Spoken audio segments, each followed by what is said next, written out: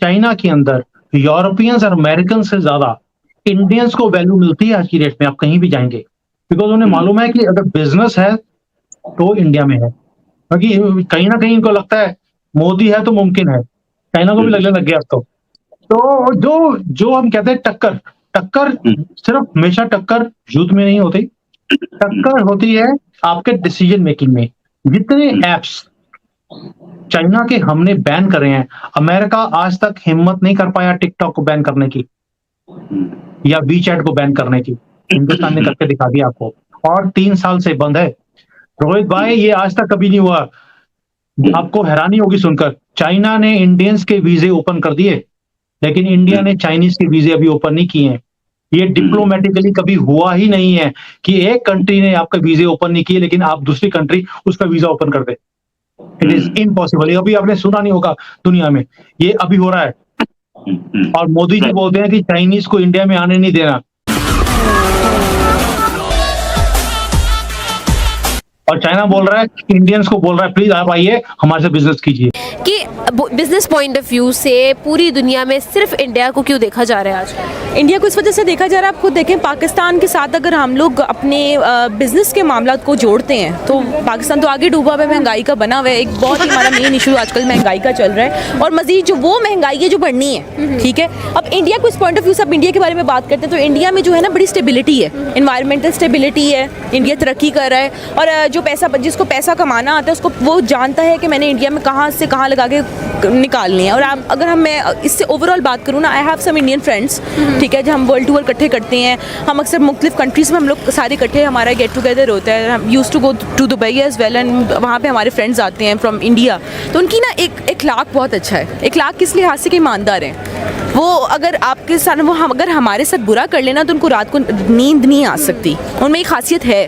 तो अगर वो आपके साथ इस तरह का उनका रिलेशन डेवलप हो जाए ना तो वो आपको धोखा नहीं दे सकते, नेवर थिंक अबाउट दैट। जलवा है हमारा। तो वहाँ के लोग सिंसेयर हैं। अब अगर इंडिया के बारे में सोचा जाए तो वो तो बड़ी उनके लिए बड़ी प्राउड की बात है अगर उनसे किसी ने आके हेल्प मांगी है वहाँ के एक बंदे से भी, तो वो हेल्प लाजमी करते हैं, क्योंकि मैंने ये चीज़ देखी है, आई हैव सीन दिस। क्या बात क्या बात क्या बात। अगर हमारे मुल्क में देखा जाए तो हमारे मुल्क में हमारी हुकूमत को देख लें, वो तो एक दूसरे से झगड़े में मसरूफ़ हैं, ठीक है। कभी चेंजिंग आ सकती है, क्या कहें, जब हमारे बच्चे जवान होंगे तभी आएगी। हमारे होते हुए तो मुमकिन नहीं है। शायद हमारे बच्चे भी यही सोच रहे हों, हो सकता है। 75 ईयर्स में मतलब आज तक हमें कोई सही सिम्मत नहीं मिल रही, कोई अप्रूवल नजर नहीं आ रही, कोई मतलब चेंजिंग नजर नहीं आ रही। और अब करंट सिचुएशन में भी यही हालात हैं कि वो लोग जो करना चाहते हैं नहीं करने दिया जा रहा है। ऐसे ही है बिल्कुल। लेकिन बातों की हद में ना हम बहुत आगे निकल चुके होते हैं, बातें निकल चुकी हैं, हम मलेशिया बन गए, हम पेरिस बना लिया, ऐसे ही है बिल्कुल। लेकिन ये अब हमारे लीडर के हाथ में क्या करते हैं क्या नहीं करते, तो आई थिंक देखते हैं क्या बनता है। कभी कभी आपने शहबाज शरीफ की बातें सुनी हो जी, ये लाहौर को हमने पेरिस बना दिया, तो कभी पेरिस फील होता है? मुझे 4 साल लाहौर में हो गए हैं, जॉब कर रहा हूँ लाहौर में। मैं तो कहता हूँ इससे हमारा गाँव अच्छा है।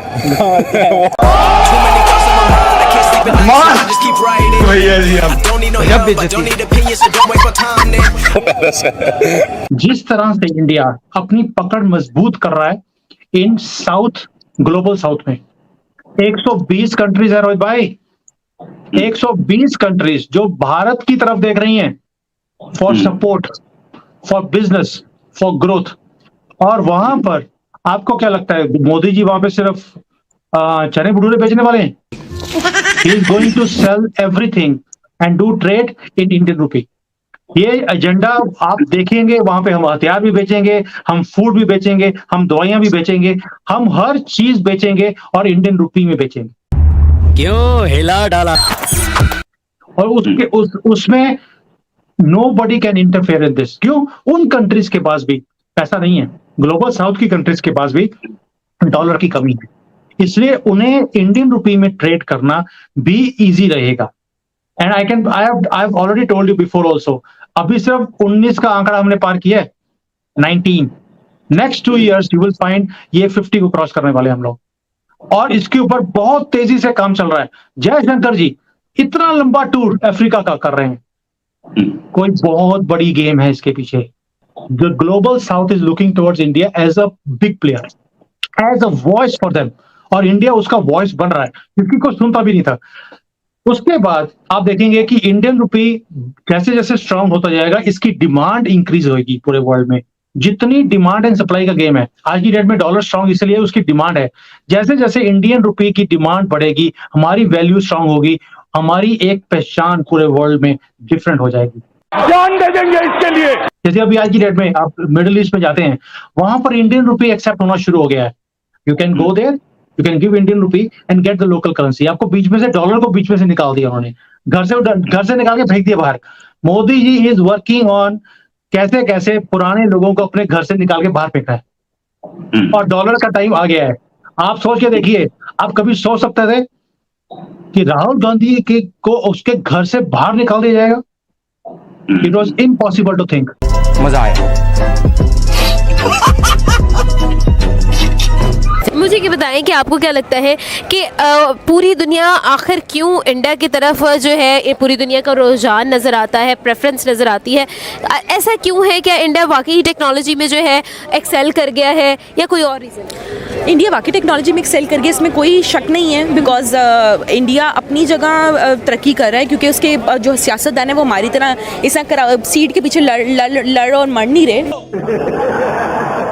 ठीक है, वो उनकी स्टेबिलिटी, जिससे मैंने पहले भी बात की है। इंडिया बहुत खूबसूरत मुल्क है। पर्सनली मेरी अम्मी को वहाँ के कपड़े बहुत ज़्यादा पसंद है। अब यहाँ पे हम एक ड्रेस भी लेने जाए ना हमना, तो हमें ना वो एक ड्रेस 1 लाख 2 लाख 3 लाख का मिलता है, जिसमें हमारा टेस्ट आके रुकता है। ठीक है, अब यही चीज़ हम इंडिया में जाके ढूंढे तो वहाँ पे 12-12 10 हज़ार की ज्वेलरी होती है, और वो ऐसी चीज़ होती है कि अगर आप पाकिस्तान में वो चीज़ पहनेंगे ना तो हर बंदे ने आपको देखना है। तो उन्होंने देखे अपनी आवाम को वो पहचानते हैं, अपनी आवाम का एहसास करते हैं। उतनी महंगाई करते हैं जितनी उनकी आवाम की जेब उसको गवारा दे खरीदना। ठीक है, तो ये बात है, वो अपनी आवाम का एहसास करते हैं। हमारे हुक्मरान हम पे जुल्म करते हैं, बस इतनी सी। किस किस्म के लोग हैं आप? किस किस्म की सोच है आप लोग?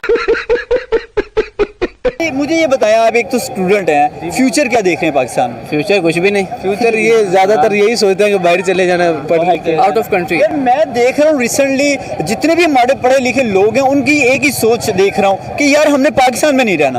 हाँ बिल्कुल, इधर देखिए ना, इसका देखिए लो जो चीज़ है वो देखिए, इतना ज़्यादा पढ़ते हैं। छोटी सी बात समझाता हूँ, छोटी सी बात देखें। हमारे जो इंजीनियर है, अब समझे आप 1000 इंजीनियर है, लोग स्टूडेंट 1000 स्टूडेंट हैं, उनमें से 500 इंजीनियर हैं बन जाते हैं। अब इधर काम ही नहीं है इंजीनियरों का, उन्होंने लाखों रुपए भर रहे होते हैं, काम कर स्टडी की होती है, इंजीनियर बनते हैं। उनको इधर वो तनख्वाह देते हैं 20,000 25,000 30,000, ज़्यादा से ज़्यादा भाई उन्हें मिलती है 50,000, मतलब भाई लाखों के हिसाब से उन्हें मिलती है।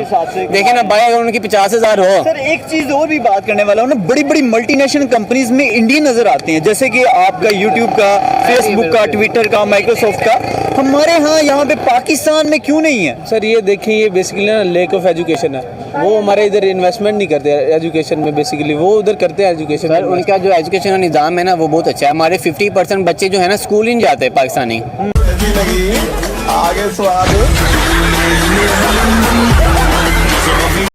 और ऐसे ही तमाम जानकारियों के लिए हमारे वीडियो को लाइक करें, सब्सक्राइब करें और बेल आइकन को दबाना ना भूलें।